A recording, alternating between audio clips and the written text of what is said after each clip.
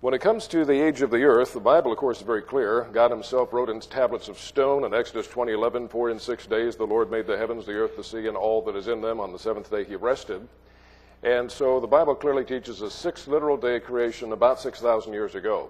The evolutionists object immediately and say, no, that's not physically possible. It's unscientific because we can see stars and galaxies that are billions of light years away. And light, even at the incredible speed of about 186,000 miles per second, would take billions of years to traverse those huge distances. Therefore, the fact that we can see the light shows it must have been traveling for that long.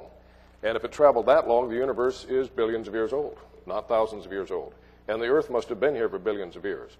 Now, the problem with that argument is that it's caged in seemingly a scientific argumentation, but it really isn't. It's a philosophical argumentation because science is limited and it cannot test the past. It cannot prove what happened in the past. Science cannot prove that there is no God. You'd have to have universal knowledge, omniscience, to prove there is no God. Thus, you would have the attributes of God. Thus, you would be God. Thus, if you could prove there was no God, you would be God. God would therefore exist. It would be a self-refuting logical argument, as we looked at last night. So they can't prove God doesn't exist. It could be. And science can't pass judgment on whether this is true or not because it's limited. It can't test everything and it can't test the past. Because of this, it could be that there is a God and he is the God of the Bible. And if so, the stars don't exist by chance. They were put there on purpose. And God had a sovereign purpose in them being there for days and seasons, times and years. And God had a purpose in them being there to declare his glory, Psalm 19:1. If we couldn't see them, they wouldn't declare his glory. So if God had a sovereign purpose in creating the universe for us to see the stars, could he do it? Yes, if he exists. For one thing, he doesn't have to follow the laws of chemistry and physics. He made them, they didn't make him. They stand at attention and say, yes, sir, whenever he tells them what to do. Like when he wants to walk on water, or he wants to multiply the loaves and fishes, or he wants to raise the dead. You'll find that violates physical laws. First law of thermodynamics, second law of thermodynamics, law of gravity. But when you own the universe, you can do what you want with it. And if there is a God, he could create the universe in such a way that even with a young Earth, we could see the stars billions of light years away. One thing being, speed of light could have been faster in the past. All we can test is what the speed is today. I asked the evolutionists, what was the speed of light during the week of creation? Well, we don't believe in that, but if it was possibly so, what was the speed? Well, we don't know. We can't test it. Oh, you don't know. Because science is limited in what it can test. All we know is how it functions now. But God has revealed that he did things very fast at the beginning, and then he did them slower afterwards. He created the plants already mature, ready to be fruitful and multiply. The animals, Adam and Eve, commanded them to be fruitful and multiply. They were mature adults. They were just a few minutes old. When God created them, they looked fully mature, but God did it fast. Thereafter, he says, now be fruitful, multiply. That means conception and gestation and birth and growth and development to adulthood. It takes years to do now what God did fast in the past. So if God wanted to, he could do anything he wants, and we see this in the miracles that he did when he came. He didn't go tell the disciples, go down and get me a permit from City Hall. I want to violate the laws of chemistry and physics now. He just said, hey, I own the universe, and it will do what I tell it to do, unlike sinful, rebellious man who often doesn't. But the universe stands at attention whenever I tell it to, and light will do whatever I tell it to. I'm its creator and its master. We see this also in the case of the miracle on the Sea of Galilee, John chapter 6. For his sovereign purpose, Jesus didn't have the disciples row all the way to the nearest shore. They were stuck in the middle of the sea. To go in any direction to get to the nearest shore would be about 3 miles or more. And yet it says when he stepped in the boat after calming the wind and the waves, what happened? Immediately they were at the shore. Somebody explain that to me with normal laws of physics and velocity and inertia, how that works. It doesn't. But when you have the creator of the universe in the boat with you, all things are possible. So we have a creator, and with him all things are possible. To do with this universe, he spans it with his right hand. It's nothing compared to him and his omnipotent power. So God could have done that, and science can't pass judgment on that because it can't go back in the past and see what God did or did not do. But he was there and they weren't, and he gives us his eyewitness account of what happened. He says he did it in 6 days. Now, another interesting possibility, because as the old proverb says, there's usually more than one way to skin the cat or do the job, and that is the interrelationship between gravity and time. That time can actually run in different speeds in the universe based on such influences as velocity and gravity. And this is detailed in the book and video and DVD by Dr. D. Russell Humphreys, award-winning physicist from Sandia National Laboratories, now currently full-time with the Institute for Creation Research. And he points out that God, of course, created gravity and time and therefore knew about the interrelationship between them long before Darwin, or excuse me, not Darwin, but Einstein, actually figured it out. And therefore he knew that he had another way that he could solve the engineering problem of allowing us to see the stars that declare his glory, and yet do it in a young universe because he wanted to do it in 6 literal days, and apparently according to his revelation of chronology in just thousands of years. So one way he could do that, we see, is that if the universe is not as the evolutionists believe, if it has an edge to it, if it's finite and it has an edge to it, and it were stretched out, then the implications that fall right out of Einstein's equation is that there would have been a tremendous gravitational dilation of time at the beginning of the universe. Now, in Isaiah 40:22, it says that he who sits upon the circle of the earth and its inhabitants are like grasshoppers, who stretches out the heavens like a curtain and spreads them out like a tent to dwell in. Now, if you stretch out space, guess what? You get red-shifted starlight and background radiation, the two supposed major confirmations of the Big Bang. But the Big Bang says nothing popped into something that then, radically inflated, and we get red-shifted starlight and background radiation. God says he did it. He gets the credit. How many times does he say it? 17 times in the Old Testament. Anything God says 17 times, you better stand up and listen. He means to make a point. He gets the glory. Also, God has revealed something, that this universe apparently is not infinite. Nobody can count an infinite number, but it says God counts the number of the stars and gives names to all of them. Certain things God cannot do because of his nature. He cannot lie because he's truth. He cannot be tempted with evil because he's perfect holiness. And he can never see a superior because there's none greater than him. And even he cannot count an infinite number. If there's a limited number of stars, that means the universe and space is limited. You go a certain distance, there's no more stars. Now, we can't see the end of it with our Hubble telescope, but it appears to be infinite to us, and it suits the purpose of declaring the infinite majesty and glory and power of God that way. But his revelation is, it's finite. He spans the heavens with his right hand, so to him it's nothing. But if it is finite, that means that it would have an edge to it. And if he stretched it out, then it was compact at the beginning. With all that gravity, with an edge to it, the universe would have tremendous gravity pulling toward the center. At the center, there would be a tremendous dilation of time, a time warp or gravity well, causing a tremendous difference in the speed of time there as opposed to the rest of the universe. Now, thanks to Einstein, his theory, we know that gravity affects space-time. The fabric of space can be stretched, can be warped, and it can affect how fast clocks run in different parts of the universe. Now, we weren't able to really prove this until we got accurate enough clocks like atomic clocks can measure in microseconds or millionths of a second. And we run many experiments. We put one at sea level, we put one way up on a mountaintop, and change them back and forth, and they always run differently because of the different effect of gravity. The further you get out of the center of the Earth or the Earth's gravity well, the faster time will run. And science, of course, whenever you run the same experiment, get the same results all the time, and it appears to be scientific. Now, this is Dr. Russell Humphreys here. And he points out that we now have some very powerful confirming physical evidence in the universe that strongly indicates that our galaxy appears to be at or near the center of our universe, the very place where, before God stretched out the universe, there would be an enormous dilation of time by the effect of gravity. And that's based on the observed effect. By the way, well, hope our brother there doesn't have any germs. Anyway, I have an immune system. He told us that, didn't he? So you do get sick, though, sometimes before it takes full effect. Anyway,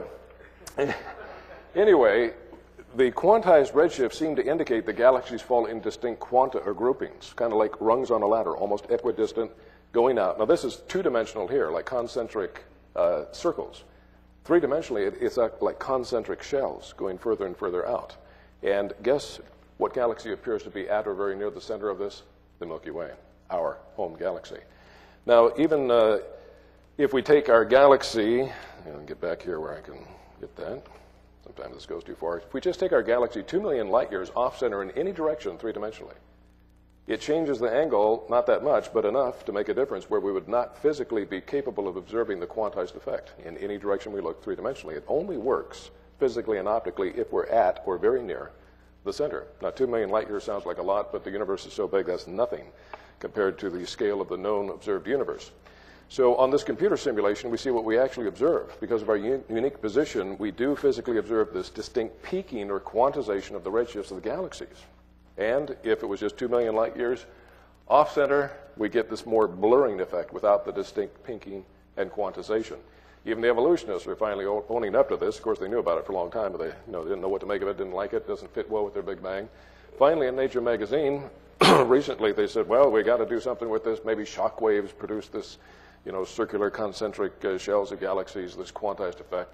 At least they're acknowledging that it's real. Now, it's very distasteful, of course, because it seems to indicate we have a privileged area in this galaxy. Carl Sagan said, oh, we're nothing. We're in an average planet around a humdrum star in a lackluster galaxy and billions of other galaxies. There's nothing special about us. Well, this says there's something very special. The odds of this happening by chance much less than 1 trillion to 1. Why should we be at the center of the universe? Because we're the center of God's concern. We're the apple of his eye. We're made in his image. It's here Christ shed his blood for us. It's here he will tabernacle with man forever in the new earth.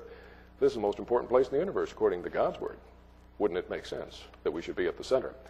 Now, that, of course, is exactly where you would have the greatest dilation of time, our galaxy here. Now, as God stretched this out, this effect, actually the gravity well would dissipate and be gone. As today, it would be hardly any difference across the universe. But in the past, when it was more compact, the effect would be enormous, especially here at the bottom of this gravity well. And it's there that time would be brought to a virtual standstill relative to how it's running in the outskirts of the universe. In the outskirts of the universe, because of the difference in the effect of gravity on time, you would have the equivalent of billions of years of time. Notice no change in the speed of light, but the speed of time relatively would be so fast that light would appear to be coming in extremely fast, coming into the center, into the Earth. Whereas an Earth's clock, during that same amount of time, because of the difference in the speed of time, Earth's clock would only register 6 literal days. Now, it's interesting, if you're on Earth, time wouldn't appear to be running slow at all. But if you looked out there, it'd be, well, boy, time's running fast out there. If you were out there and looking at Earth, you'd say, boy, time is running slow on Earth. But it wouldn't appear to be if you were out there. It's only when you look through this differentiation of the gravitational time dilation that you would see this difference in the speed of time. So Einstein would say, because clocks can run at different rates in the universe, you cannot ask the simple question, how much time has passed? You have to say, based on whose clock, how much time has passed. If Earth's clock is chosen as the standard for the universe, guess what?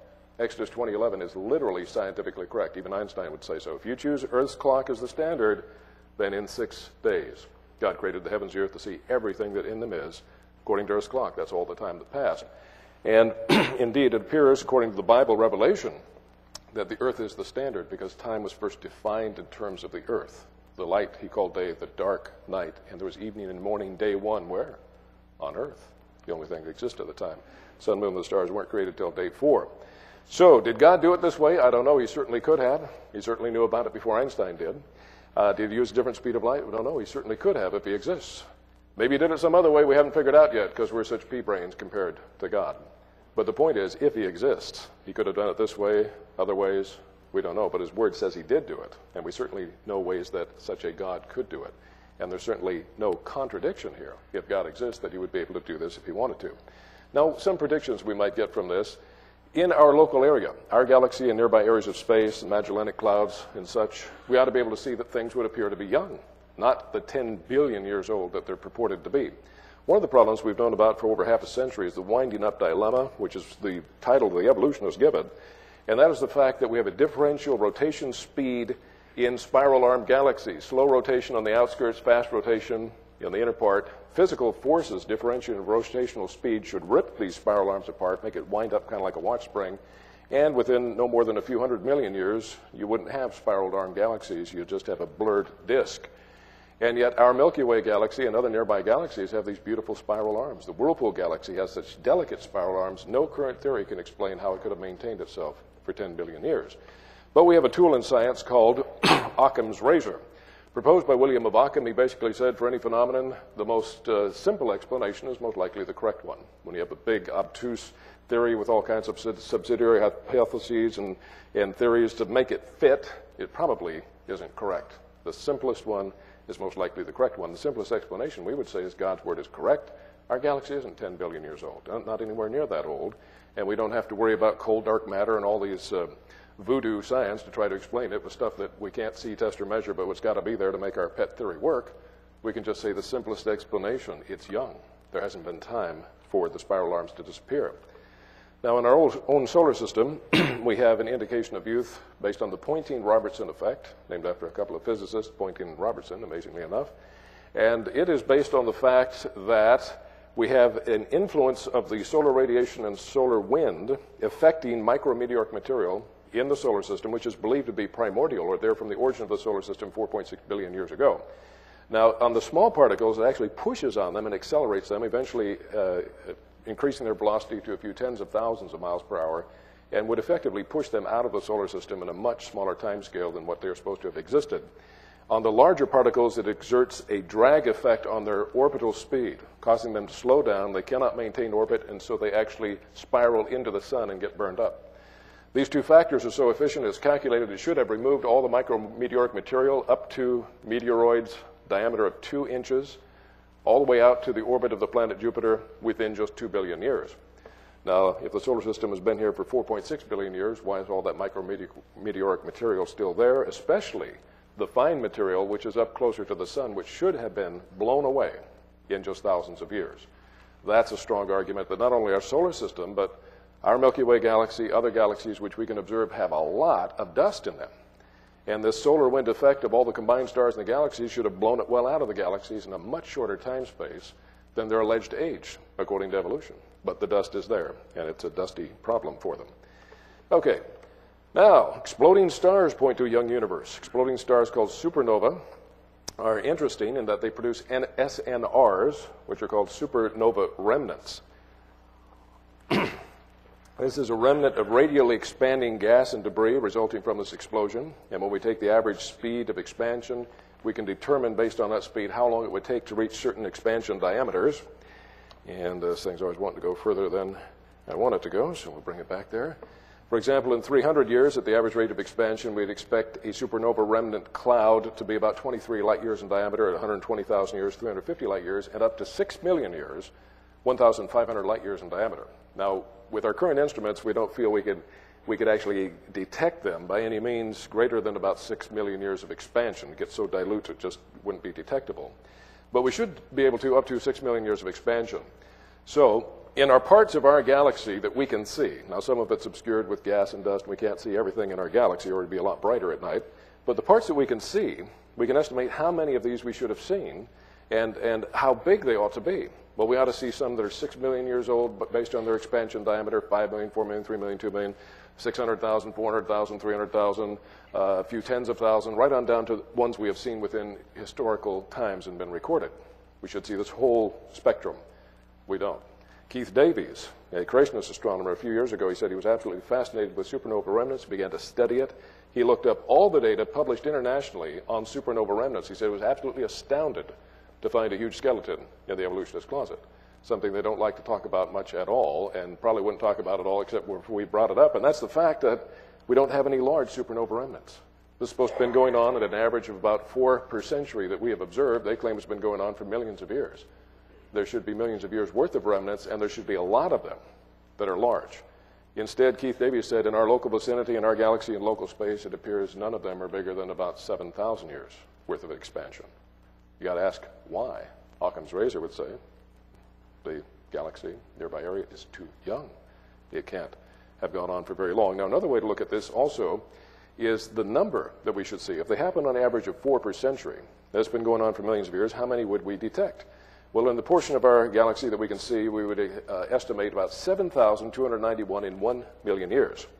And if it's only been about 7,000 years, we'd predict about 125 would be visible. What we actually see is only 200. Well, I'll tell you, this is a lot more in the ballpark of thousands of years than it is millions. That's 1 million. You can multiply that by 6 for well over 42,000 we ought to be able to see. But they're distinctly absent. And you have to ask why. Occam's razor would say, simplest explanation, the galaxy is too young, just thousands of years old. Also, we have the problem that short-period comets have a life expectancy of less than 10,000 years. No problem if the solar system is only about between 6,000 and 7,000 years old, they'd still be here. They obviously lose mass every time they get close to the sun. They can't last forever. To last 4.6 billion years, their initial mass would have to be larger than the sun itself. Nobody believes that. Therefore, there has to be, they claim, a source of replenishment. And this is the famous or infamous Oort cloud proposed by the Dutch astronomer by the name of Mr. Oort. So there's a big dark cloud way out there, and it nests billions of comets. And every now and then a wandering star, something comes through, and its gravity kicks comets into the Kuiper belt on the outskirts of our solar system. And from there they come in their highly elliptical orbits around the sun, and it's replenished over billions of years. The problem is that, as one cosmologist said, we ought not to be allowed to invoke the tooth fairy more than once.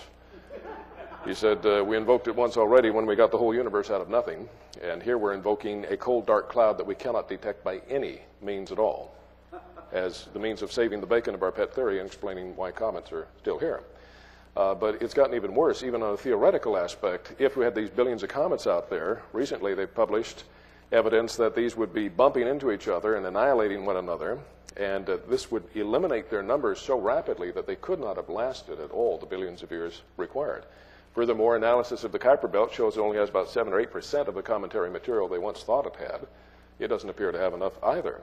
So not only don't we see it, even on theoretical grounds, it doesn't appear that it would work. Even Carl Sagan pointed out the irony of this. He said, many scientific papers are written each year about the Oort cloud, its properties, its origin, its evolution, yet there is not yet a shred of direct observational evidence for its existence. They say we're foolish for believing in a God that we can't see. Well, I tell them, you believe in your Oort cloud, and it's not even theoretically possible. God is at least theoretically possible, and we have plenty of evidence that he is there, that he has not been silenced. He's changing lives today. He has spoken through his prophets, and we see his intelligent design all over this universe. Now, we also have the problem with the recession of the moon. Because of gravitational and tidal interaction between the Earth and the moon, there is a tugging here that slows down the Earth's rotational speed on its axis. And the laws of conservation of angular momentum require that that must be gained by a recession of the moon receding further and further out in its orbit from the Earth. Now, this effect would be multiplied times greater as they get closer together, according to Newton's inverse square law of gravitation. Using that law, we can compute that even if the moon was touching the edge of the Earth, to recede to its present position would only take about 1.37 billion years, and yet the moon is supposed to be 4.6 billion years old. We have to ask, why hasn't it receded way out here? Furthermore, we have the Roche limit. Some people call it the Roche limit, but I think Roche was French, so I think you'll give it a French flair and call him Roche. That about 8,000 miles or so out from the Earth, you have this limit. If you get the moon closer than that, the gravity of the Earth would rip it apart and destroy it. So you'd have to start outside the Roche limit, and then that would put it even further out here if indeed it was that old. That's a big problem, and no current theories of lunar origin have all the details worked out. All of them seem to have fatal flaws. Even the big impact one has a problem with Roche's limit, has a problem with angular momentum. But one of the other theories is, well, maybe the moon originated 4.6 billion years ago elsewhere, but it was only recently captured by the Earth. That's why it hasn't receded too far. But things that wander through space all seem to be going extremely fast. Everything we measure is going very, very fast, too fast to be captured. It would simply slingshot around the Earth's gravity and go back out and never come back. If it did get captured, we would expect a very elongated elliptical orbit, a classic capture orbit with a very pronounced apogee and perigee, but we don't see that. So the simplest explanation, Roche, well, not Roche, but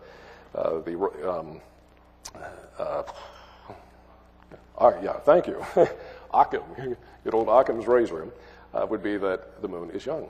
He created the lesser night to rule the night, and not that long ago. Now, get this thing back here. Now, the Earth and the moon, as they orbit around the sun, they pick up this micrometeoric material. They measured this in the 50s and 60s.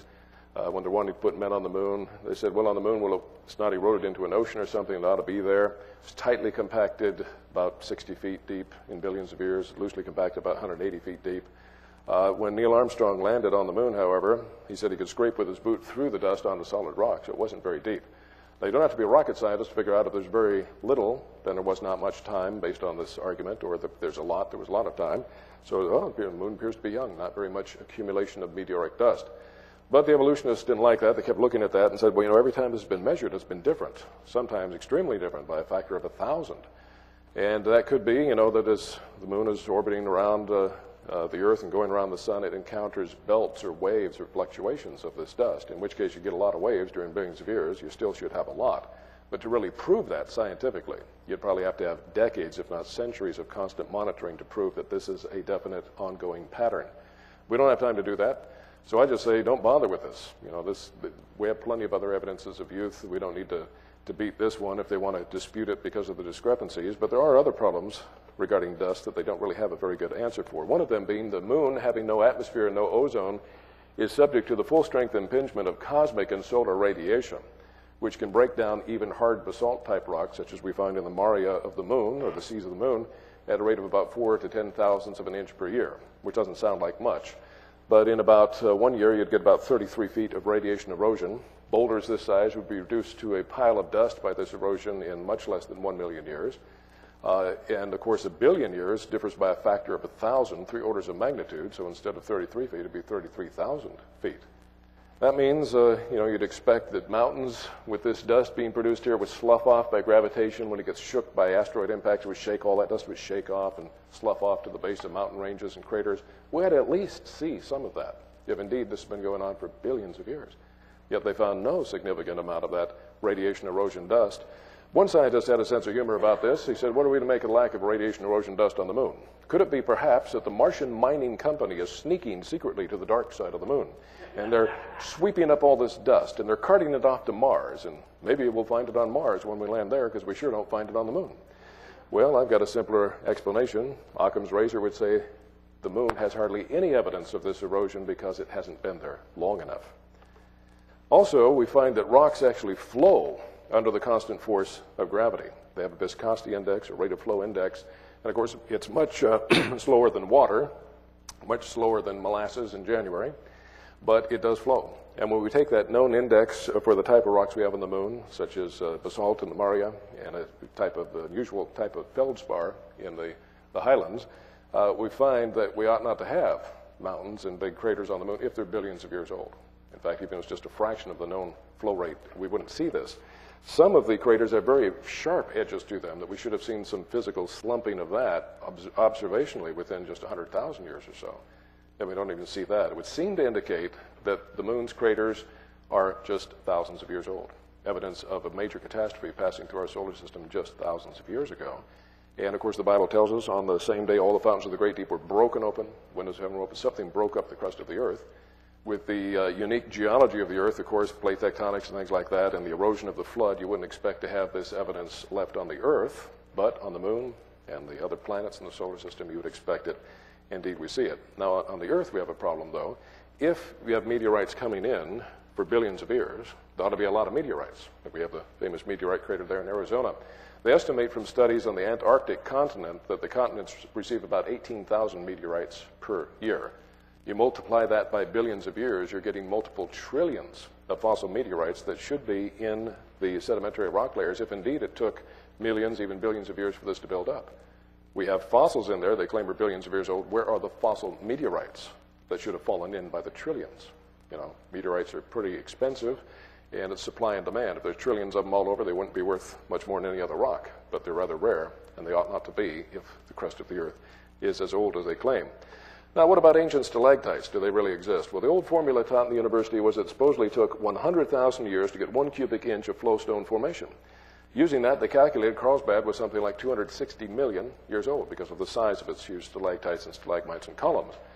Well, we know that science is based on observation, and even evolutionists have been observing, hey, that old formula is wrong. We have many exceptions to it where we see these flowing much faster and forming much faster than that formula allows for.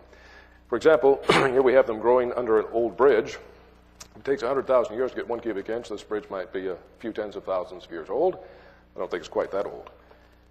And we have, if I can get it up here. Oops, boy, I really went fast that time. Okay. All right. Get back a little bit more here. There we go. Under the Lincoln Memorial, we have stalactites growing. Now, if it took 100,000 years to get 1 cubic inch, we have maybe 2.5 cubic inches there. Is it 250,000 years old? When the photograph was taken, Lincoln Memorial was only 45 years old. Here we have a shawl coming out of the side of a cave. If we didn't know the age of the cave, we used the old formula, we'd say this cave must have been here at least millions of years. Look at all the cubic inches. Yet this was artificially cut during the Australian gold rush, and we know that when the photograph was taken, it was only 140 years old. Here we have an old water wheel in the outback of Australia. Water continued to trickle down the flume and totally froze the water wheel, overflowed the basin, many cubic inches, got to be millions of years old, but we know when the photograph was taken, it was only 65 years old. Here, if ever a picture was worth 1,000 words, we have a picture from a man-made mining tunnel in Australia. If you look in the lower right-hand corner, you can see a couple of miners there, give you a perspective of how big these are compared to the average human. Quite large. And if we use that old formula, well, this cave is millions of years old, but it so happens that we know this cave was artificially cut, and when the photograph was taken, it was only 55 years old. If it continued to grow at this rate for 10 times longer, 550 years, it would rival most anything we have in Carlsbad Caverns. And I'm sure, as Michael Ord has pointed out, after the flood with an ice age, we'd have a lot more moisture in the air, a lot more rainfall at these latitudes. And with just centuries of this type of flow going on, thousands of years at the most, you could attain these huge sizes. Now here we have the George Rogers Clark Memorial, built on the bank of the Wabash River in Vincennes, Indiana. Anybody remember who George Rogers Clark was? That poor fellow, nobody remembers him. I wouldn't remember, but it was on the History Channel the other day. He was a Revolutionary War hero. Anyway, his limestone monument there, built during the administration of Franklin Delano Roosevelt, was only 40 years old when they took this photograph. Yet, water trickling through the cracks in the foundation caused stalactites to grow. On the plumbing, 4 huge support pillars, 11 feet long, in the basement, completely overflown in just 40 years. Even in Carlsbad Caverns, we have evidence that in the past the rate of flowstone formation was much more rapid than what we have seen in recent times. And here we have a bat that died. It fell down on top of a stalagmite. Now, if it's taken 100,000 years for that thing to grow by just 1 cubic inch, that bat would rot completely into dust and oblivion and would be gone. Instead, it grew so fast it actually encased the bat and fossilized it before it could decay. That's a pretty fast rate of growth. So, caving into reality, the shrinking age of stalactites and stalagmites. This is a quote from Arizona Highways magazine, where they interviewed a cave geologist and evolutionist by the name of Mr. Trout. And, excuse me, it says, what geologists used to believe was fact in terms of dating the cave now is speculation, Trout says. From 1924 to 1988, there was a visitor's sign above the entrance to Carlsbad Caverns that said Carlsbad was at least 260 million years old. In 1988, the sign was changed to read 7 to 10 million years old. Then for a little while, the sign read it was just 2 million years old, and now the sign is gone. Well, they kept noticing faster and faster growth rates. They had to keep revising their estimate, and pretty soon it got so ridiculous, they said, we're not going to put up a sign at all. The article continues. In short, Mr. Trout, says geologists don't know how long cave development takes, and while some believe that cave decorations, such as SP's beautiful icicle-looking stalactites, took years to form, Trout says that through photo monitoring, he has watched a stalactite grow several inches in a matter of days. The record, 7 inches in just 10 days. Now, that was during a time of unusually heavy rainfall in New Mexico, which is now a desert area, but after the flood, it would not be a desert. Lots of rain for centuries. And at that rate of growth, just centuries would produce the bulk of Carlsbad Caverns.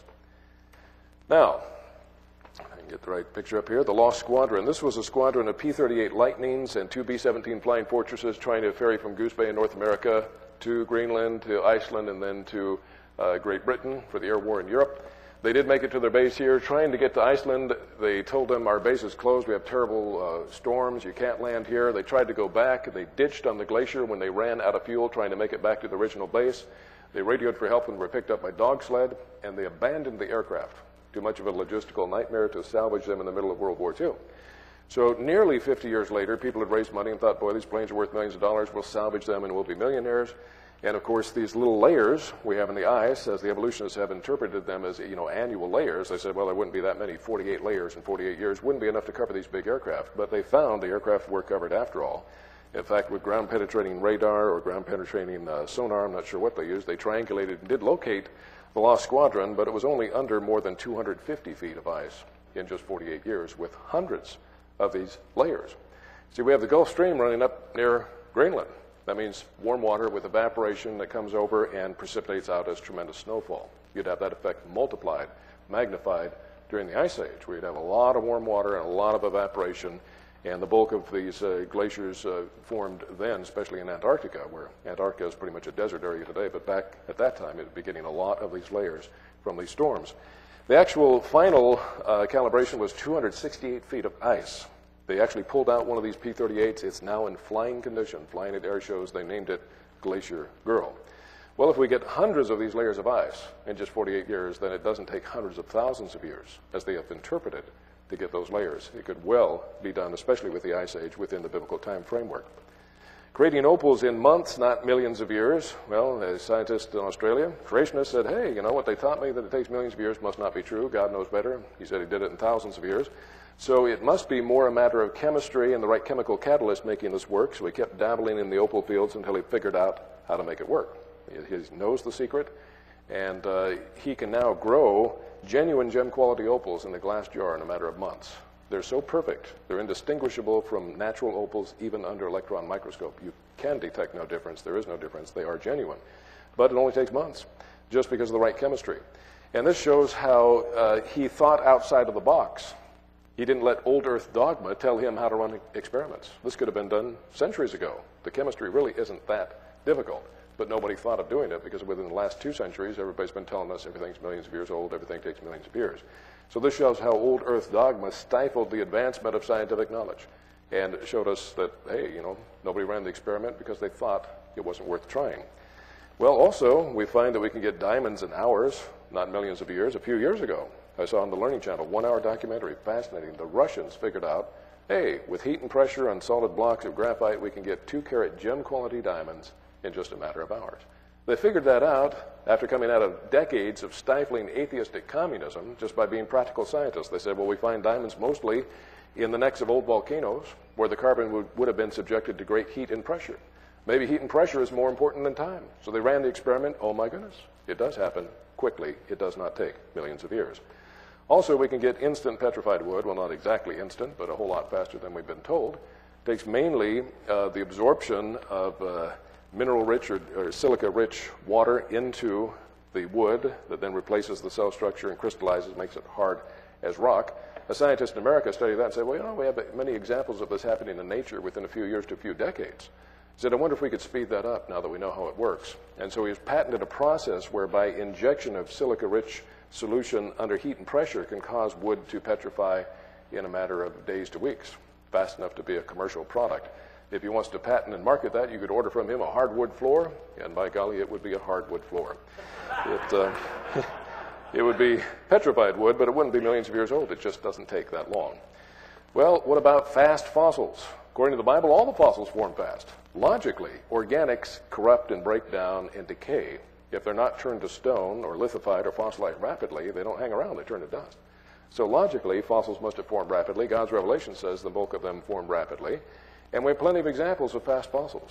The fact that something's fossilized does not prove it took millions of years or that's millions of years old. One of my favorite fossils is this miner's felt hat on display in a museum in Australia. It's no longer a soft hat, it's a hard hat. It is fossilized. Fell off a miner's hat at the bottom of a mine shaft. It absorbed, dissolved cementing chemicals, calcite, silica, pyrite, something like that, and it's now a hard hat. Another fossil hat is found in a museum in New Zealand, where a whole village was inundated with volcanic ash, and the rain leached out the silica, and it petrified and fossilized the whole city. Even got such amazing things as petrified ham. Well, that's a fossil ham, but it's not millions of years old. It just doesn't take that long if the chemistry is right, as it would have been definitely many times during the flood. Here we have a fossil clock. It doesn't take millions of years for sediments to harden into sedimentary rock and form fossils. Otherwise, this modern type clockworks would be millions of years old. And my favorite fast fossil is the limestone cowboy. Not the rhinestone, but the limestone cowboy. Found outside of Irene, Texas, in 1980. The custom stitching pattern traced back to the manufacturer confirmed that this boot could not be in existence any earlier than the mid-1950s. It might have been later, but it couldn't have been any earlier than that. And we found it in 1980, so it wasn't in the environment all that long, and yet all the bones are completely fossilized. They're not millions of years old. There is a bit of a gruesome story here, however. This bone here may at first appear to be one of the lower leg bones, but actually it is the femur bone or thigh bone. Apparently this fellow fell from quite an altitude, landed square on his foot, and crushed his thigh bone into his ankle. Ouch. Well, at least his remains have been preserved for posterity to show us it doesn't take billions of years to get fossil bones. I always am reminded when I see this picture of a true story in my own life where I once had to jump out of an aircraft at over 5,000 feet altitude without a parachute, and I survived. People said, how did that happen? Was it a miracle of God? Well, it wasn't so much a miracle as it was an exercise of common horse sense that the good Lord gave us. I happened to have been visiting Denver, Colorado, the mile-high city, and the plane was on the ground when I jumped out of it. See, the common sense tells you don't jump out if you're above ground level that high, but I was above sea level. There is a difference. Make sure you know the difference when you jump out of an airplane. Okay, rapid rocks. Granites, they didn't need millions of years of cooling. Well, this is a long argument. Hugh Ross, everybody has tried to use this. The granitic plutons, supposedly have very inefficient diffusion of their heat. It would take millions of years for them to cool down. But when we looked at their calculations, we found they left out big problems there. Factors not taken into account. The fact that these things spontaneously crack and huge cracks and fissures form when it crystallizes and cools down on the surface. The cracks and fissures would increase the surface area, allow steam to come pouring out, producing evaporative and convective cooling, and allowing rain and snow to get in there and boil out, and you get more evaporative and convective cooling. When you factor that in a much more realistic model, we find that even the largest granitic plutons would not take more than about 3,000 years to cool down. One of my favorite indications of the young age of the Earth is the erosion of sediments and chemicals into the ocean. If we have an ocean, which the evolutionists claim has been here for 3 billion years, we would have a water cycle where the sun's energy causes evaporation that comes over the continents, condenses out as rainfall, and flushes chemicals and sediments back into the ocean. This cycle going on for 3 billion years would have some obvious evidence. For one thing, most all the chemicals in the ocean should have reached maximum saturation level a long time ago. None of them are at maximum saturation level, not even close. None of them are close to yielding a 3 billion or 2 billion or 1 billion year age, not even close. Now, some of them do give apparent ages of millions of years, assuming the ocean started out as pure as distilled water, and the only way, for example, that salt is getting in. We take all the ways it can come in, all the ways it comes out, based on all the published data, and even the evolutionists have looked at this. You get roughly 3/4 of the salt that goes in stays in. Only about 1/4 can come back out. So it does keep building up year after year. And to get its present concentration, it would only take about 32 million years. If we allow the greatest amount to come out, conceivably, and the smallest amount to go in, you only get about 62 million years. Now, that doesn't mean the ocean would be that old. That means if we assume it started out pure as distilled water, God reveals he created it, he probably put some salinity in there. Massive amounts were put in by a cataclysmic flood, causing massive erosion and deposition of chemicals rapidly. So we can account with creation and the flood for how much there's in there. It's a whole lot harder to account for how this water cycle has been going on for 3 billion years, and the ocean is not a toxic waste dump, deader than the Dead Sea, which it should have been, based on this information. Within a few 100 million years, no life could live in it, not even algae. Algae can live almost anywhere, but it can't live in the Dead Sea, and it couldn't live in the ocean after just a few 100 million years of these chemicals going in. Now, also, the erosion of the continents. The continents average about 383 million billion tons, and yet they're eroding at an average global rate of a little over 27 billion tons. And you do the math, you find out we get an amazing answer, and that is the continents would erode down to sea level in just about 14 million years. That would be a bit slower. When it's higher, it erodes faster. When it gets lower, it doesn't erode quite as fast, but somewhere between 14 to 30 or so million years. Now, that's the problem, because we have fossils on the continents, and the surface rocks are the fossil-bearing sedimentary rock strata. Some of those fossils they claim are hundreds of millions, even billions of years old. Why are they still intact? I mean, the surface rocks would go first. How could it stay there? They say, well, the continents are uplifting. We measure this little bit of uplift. We believe it's maybe just a little residual uplift from when the continents rapidly uplifted at the end of the flood. But even if it was uplifting, you can't save the surface. The surface is going to be wiped out in just tens of millions of years at the most. That means the fossil record is gone in an incredibly brief time scale, but it's there. It seems to indicate the fossil record has formed recently, far too recently, to have been around as long as the evolutionists claim that it has been. And the sediment going into the ocean at present rates, about 400 meters on the average. It's much thicker toward the continents and almost barren in the deep ocean. The average is about 400 meters. You get all that at present rates in about 12, 13 million years. Now, we believe the flood put most of it there fast, so it wouldn't take that long. But why is there so little if all this erosion has been going on? If the mountains are uplifting and they're eroding all this time, where's all those chemicals and sediments going? The ocean should be chocked with many kilometers thickness of sediments. It should be a toxic waste dump that no life could live in, and there should be no visible fossil record left on the continents because they've been wiped out in a relatively short amount of time. The evolutionists in desperation have tried to say, well, man has caused a lot of erosion. Man's stirring things up. It's man's fault. The erosion rates are too high because man has interfered. Well, even their own estimates is that he's only increased it maybe 2 to 2.5 times of what it would have been otherwise, and it would have to be hundreds of times greater to effectively erase this argument. So that kind of doesn't work. Furthermore, they didn't take into account what man has done to inhibit erosion. We don't like erosion. We do a lot of things to inhibit it on purpose. Every time we build flood control dams, dikes, levees, it inhibits the amount of sediment that would ordinarily get down to the ocean. Everywhere we pave roads and build buildings, the soil under that doesn't erode because we maintain those buildings and roads and we keep that soil from eroding. So I would say man has done a lot more to inhibit erosion than he has to cause it. But he certainly hasn't increased it the hundreds of times that would be required to negate this argument. Also, we find that major river systems have underfit deltas. The total sediment in the Mississippi River Delta, we can accommodate at present rates of deposition about 30,000 years. There are different views on that as to how long, but it ranges in thousands of years, not millions. And of course, we believe the uplift of the continents, this big off-wash, put a lot there. Heavy rain during the Ice Age after the flood caused a lot to deposit fast. So we can explain why it is as big as it is in the young world because of the effect of the flood and the Ice Age. It's a whole lot harder, though, to believe that Old Man River just kept rolling along for millions of years. But somehow Old Man River didn't deposit billions of years of sediment in the delta. Finally, we come to carbon-14. Everybody wants to know about that. Carbon-14 has a lot of misunderstanding. It can't date rocks. It only date things that were once living and eating and breathing. Okay, rocks don't do that, so it can't date them. But how does it work? Cosmic rays bombard the atmosphere, producing fast-moving neutrons. The neutrons collide with atmospheric nitrogen atoms, nitrogen-14 atoms.